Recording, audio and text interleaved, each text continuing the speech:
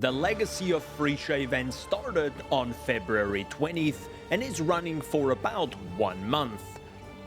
Wait, 2 months. 2 months. After following Palsteron's kinetic blast of clustering build guide, deleting my frame rate and playing into the endgame, I noticed that I disliked something quite a lot when it comes to the idle system.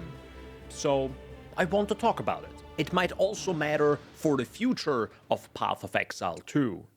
Let's briefly talk about the Legacy of Phrecia event and what it actually does. First off, we got a bunch of new experimental ascendancies instead of the old ones. You can't play as a ranger and ascend to a Deadeye, but you can choose from 3 other options. Same goes for the other classes like the Marauder, Shadow, Witch, and so on. Second, the event added idols to the game, which is kind of an itemized Atlas skill tree. Actually, a really interesting idea for an endgame system in an ARPG. Instead of having this massive Atlas tree in the endgame and deciding on some nodes to juice up your content, you need to find idols instead. These idols come in different sizes with many different modifiers that are similar but not exactly the same as the nodes on the Atlas tree. Idols are dropping frequently in endgame maps, and map bosses have a flat 50% chance to drop one on death. The idols can be placed in a new interface, which you can see after interacting with the map device. This allows you to quickly swap out your idols or choose a different idol loadout. Great quality of life here from GGG for this event. At the start of my endgame journey, I chose whatever I had. Every idol gives a chance to find more maps, which I obviously wanted to get to tier 16 maps. Later on, I wanted to specialize the content a bit. So to start off, I went for Harbinger, strong boxes, and a bit of shrine related modifiers on my idols. And here comes the super subjective part of this video. I don't like them. To explain why, I have to briefly mention how I usually play the endgame of PoE 1. The short version is, I go zoom zoom.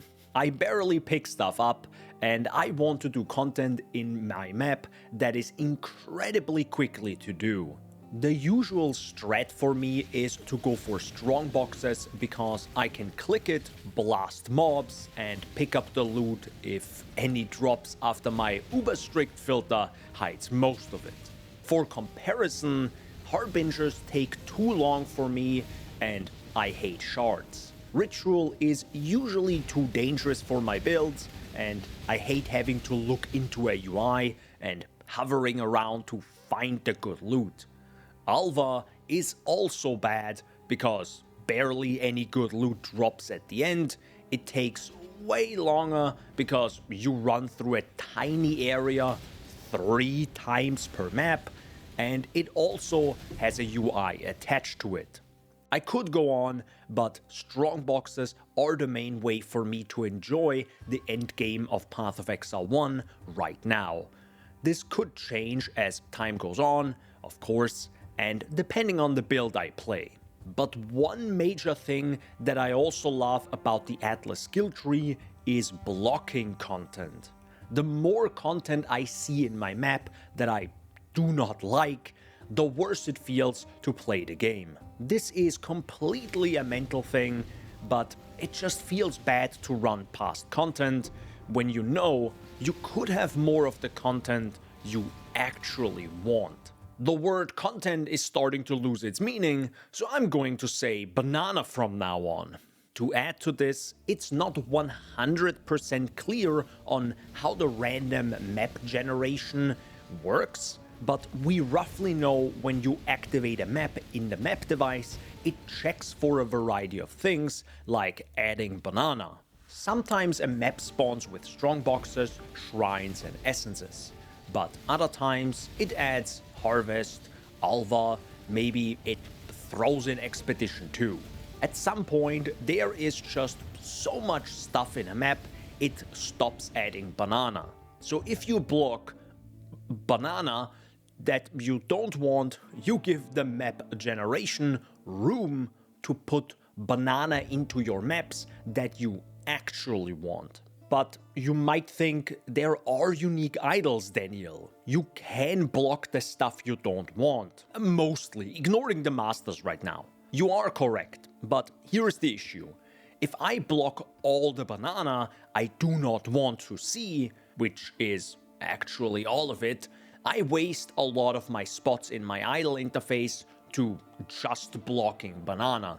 All this space could have otherwise be used to really juice up the banana I, actually enjoy doing. I'm pretty sure if you block all the banana and have super expensive idols with 4 amazing modifiers that you want, your favorite banana is most likely more juiced with the idols compared to the normal Atlas tree system. Okay, I'm going to stop now with the banana thing, it's getting ridiculous.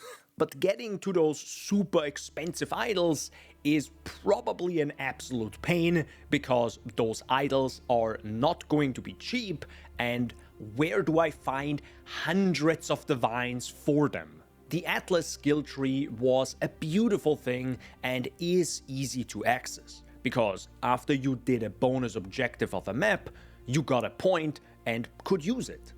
But now, you need to find the idol with the stats on it, or buy it off of trade for a probably high price. Of course, I enjoy blasting without having the perfect idols. Still, the choice to either block all content and barely choose strong boxes, or not blocking content, juicing up strong boxes, but then having to run past most content is just a bad feeling all around.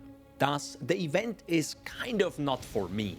I just love the Atlas skill tree and what it brings to the endgame of Path of Exile 1. This event made me appreciate the Atlas tree even more than I already did. This whole thing also matters when it comes to Path of Exile 2, or it might matter in the future. Currently, in the endgame of PoE 2, we have towers, which are a whole different story that I won't go in depth here. But in short, in the endgame of PoE 2, you can only add content to the areas and can't block content.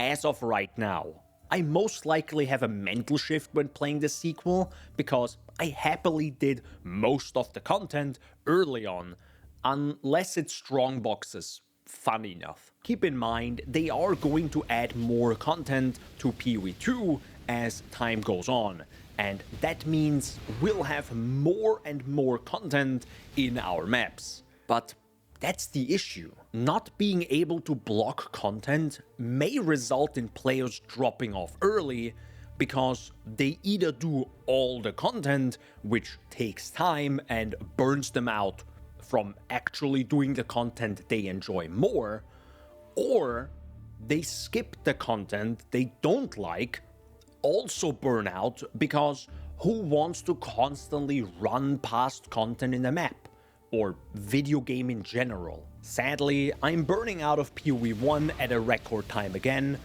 same as my voice apparently, because I run past content over and over, because blocking it with the idols in the current event takes out a lot of endgame juicing potential. Not blocking it though makes me constantly dodge and weave a bunch of leak content like Harvest, Alva, Expedition, anything Einhar and Beast related, Harbingers, gosh darn heist boxes, Ultimatum.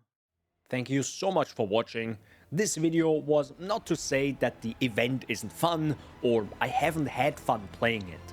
The endgame with the idol system is just really not for me, which is fine.